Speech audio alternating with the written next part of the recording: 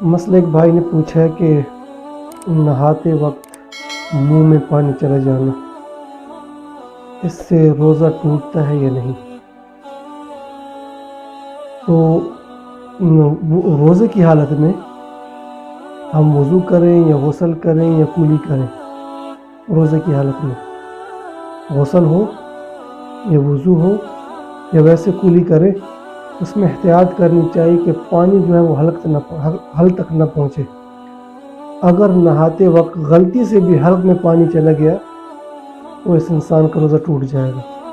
اس لیے روزے کی حالت میں احتیاط کرنی چاہیے کہ روزے کی حالت میں نہاتے وقت یا کولی کرتے وقت یا وضو کرتے وقت منہ میں انسان پانی ڈالتے وقت احتیاط کرے کہ پانی حلق تک نہ پہنچے۔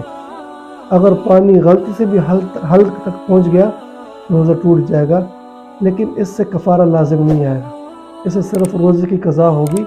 رمضان کے بعد اس کو دوبارہ یہ روزہ رکھنا پڑے گا۔ اسی وجہ سے تو یہ رمضان کے اندر اگر کوئی شخص احتلام کی وجہ سے غسل اس کے اوپر فرض ہو چکا ہے اور غسل کرنا چاہتا ہے تو عام حالات میں تو یہ ہے کہ وہ منہ بھر کر کولی کرے گا، یعنی غرغرارے کرے گا اور ناک میں اوپر تک پانی چڑھائے گا۔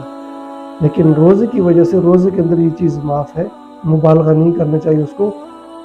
کولی کر لے اور ناک میں وضو کی طرح پانی ڈال لے، اس سے اس کا غسل ہو جائے گا۔ رمضان میں یہ گنجائش ہے، تو اسی کو سامنے رکھتے ہوئے انسان وضو کرتے وقت، غسل کرتے وقت یا کولی کرتے وقت اس چیز کا احتیاط کرے کہ پانی جو ہے منہ میں جب ڈالے تو حلق تک نہ جائے۔ اگر حلق تک پانی چلا گیا تو اس کا روزہ ٹوٹ جائے گا اور اس کو اس روزے کی دوبارہ قضا کرنی پڑے گی۔